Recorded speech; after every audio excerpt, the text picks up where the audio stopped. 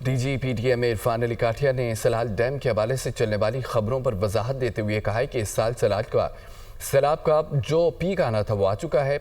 Salal dam की total capacity 2,10,000 एकड़ feet है, लेकिन फिर भी वज़ीर-ए-आला पंजाब की हिदायत पर अलर्ट हैं। Programme tonight with Samar Abbas में गुफ्तगू करते हुए डीजीपीडीएम का ये कहना था कि भारत ने हमें इस हवाले से कोई इतला नहीं दी।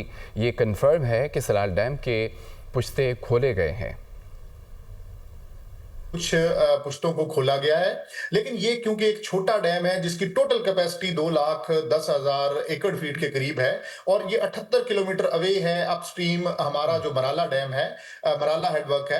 तो इसको पानी का जितनी शिद्दत से ये सोशल मीडिया में 8 लाख 10 लाख इस तरह के क्यूसिक्स का वो अंदाजा लगाया जा रहा था, इस तरह की किसी किस्म की कोई ऑफिशियल कंफर्मेशन कहीं से वो नहीं मिली। और लेकिन मैं यहाँ ये भी बताता चलूं कि चीफ मिनिस्टर पंजाब ने फिर भी पूरी जो लाइन डिपार्टमेंट्स हैं, सही। कंसर्न्ड अदारे हैं, तमाम को ये अलर्ट किया कि हमने इस कंफर्मेशन के इंतजार में नहीं रहे।